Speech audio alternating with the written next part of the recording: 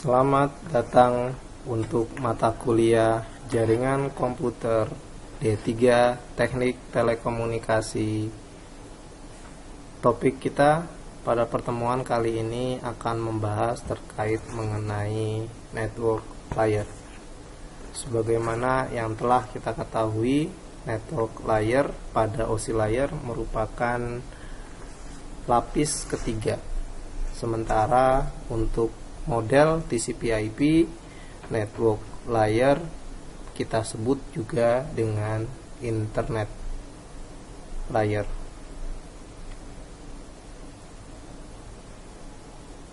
Jadi ini kita lihat bahwa ada perbedaan antara TCP/IP model. Berikut ini adalah konsep TCP/IP model. Sementara ini adalah model dari OSI layer.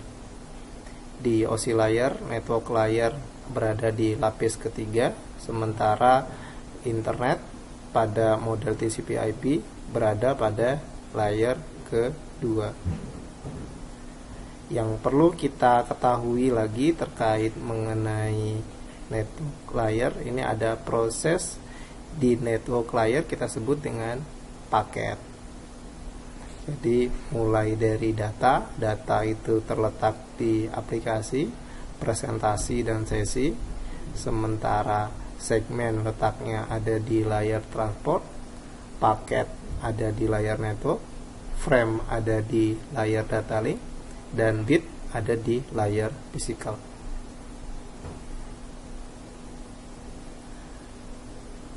Terkait mengenai penggunaan pengalamatan IP, kita bagi menjadi dua untuk saat ini. Jadi ada pengalamatan internet protokol versi 4 dengan internet protokol versi 6. Yang umum dan sering orang gunakan saat ini adalah IP versi 4. Akan tetapi penggunaan pengalamatan IP versi 4 sekarang ini sudah habis pengalamatan untuk penggunaan IP public.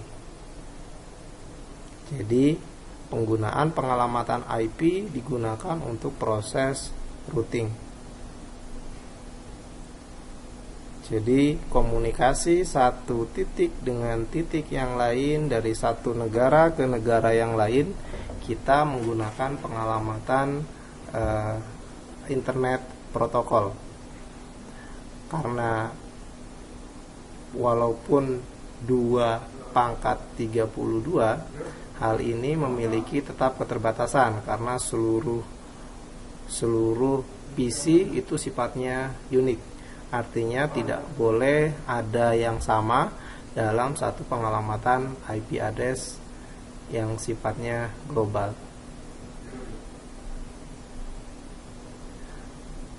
Layer ketiga ini digunakan untuk melakukan addressing, pengalamatan.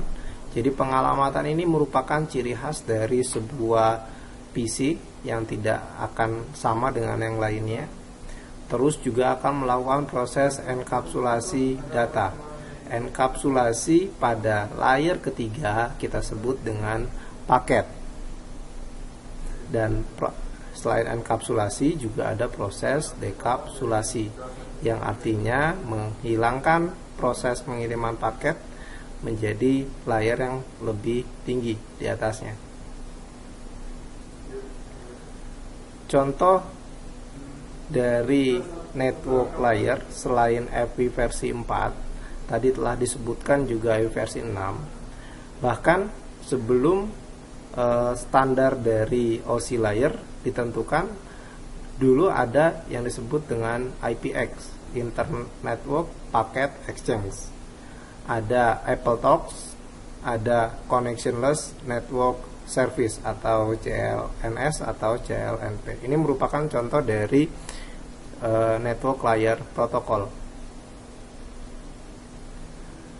Sekarang kita akan bahas terkait mengenai karakteristik dari sebuah pengalamatan IP address. Cirinya adalah dia memiliki low overhead dari sisi kecepatan. Kemudian IP memiliki ciri khas adalah connectionless. Kemudian best effort, yang artinya sistem tidak akan memberikan garansi dari proses pengiriman data, tidak memberikan checking error data. Dan sifatnya adalah medianya adalah independent. Ini merupakan ciri khas dari pengalamatan karakteristik dari IP. Berikut merupakan contoh dari proses enkapsulasi.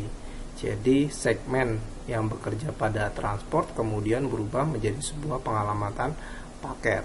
Paket di sini tentu nanti akan ada header. Kemudian dibungkus lagi dari header tadi menjadi frame, kemudian menjadi sebuah bit. IP versi 4 header kita lihat bagi menjadi 4 buah bagian. Ada byte pertama, byte kedua, byte ketiga, dan byte keempat. Tentu saja setiap pengalamatan IP address ada versinya, ada type of service, ada identifikasi, flag, dan yang terpenting adalah ada source address, destination address. Tentu saja ketika ingin mengirimkan ke sebuah sumber harus ada pengalamatan source dan juga destination agar dapat mudah dikenali. Nah, ini merupakan penjelasan dari masing-masing header. Nah, di versi ini harus menentukan bahwa ini adalah versi 4. Sementara ketika IP versi 6 ini dia akan mempunyai format yang lebih sederhana lagi. Nanti kita akan bahas bagaimana format pengalamatan IP versi 6 tidak di pertemuan kali ini.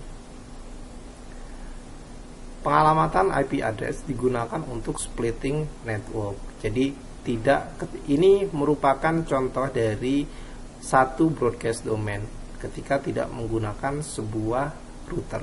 Artinya ketika ada satu klien yang mengirimkan pengalamatan broadcast, artinya klien yang lain akan mendapatkan nilai yang sama. Ini sangat berbahaya sekali ketika konsep jaringannya sudah sangat besar dan ada satu network yang mengirimkan flooding data yang secara berlebihan ke jaringan yang lain. Bagaimana cara memisahkannya? Di network kita bagi dengan konsep bisa menggunakan konsep pembagian secara geografis. Kita kenal dengan adanya LAN, MAN, dan juga WAN. Ada juga untuk tujuan dan juga adanya untuk ownership. Bagaimana cara mensplittingnya? Kita menggunakan router. Router bermanfaat untuk melimitasi sebuah pengalamatan broadcast.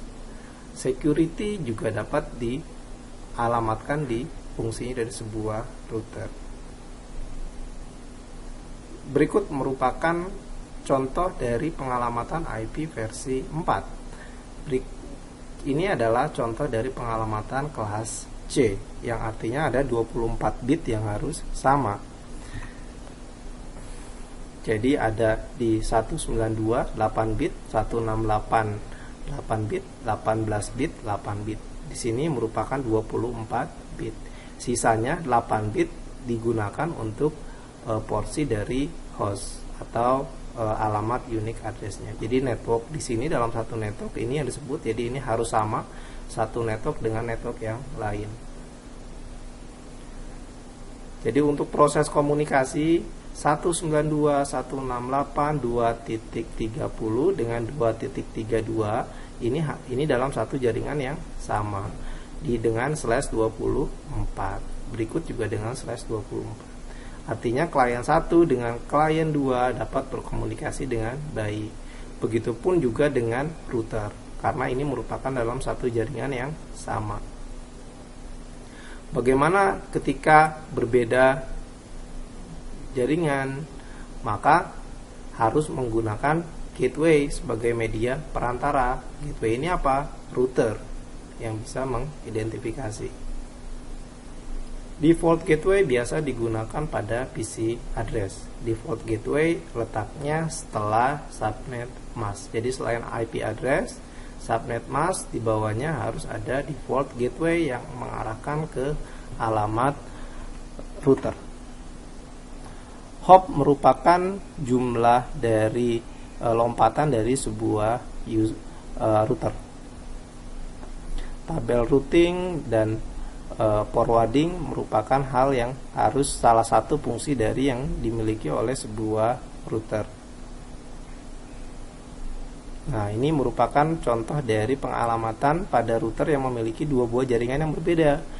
192.168.2.1/24 untuk fast Ethernet 0/0 dengan 192.168.3.1/24 untuk serial 0/0.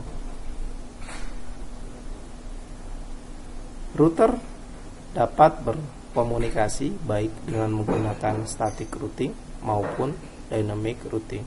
Tentu saja static routing dikonfigur by admin, sementara dynamic routing dia akan dikonfigurasi sendiri oleh router tersebut. Oke, terima kasih.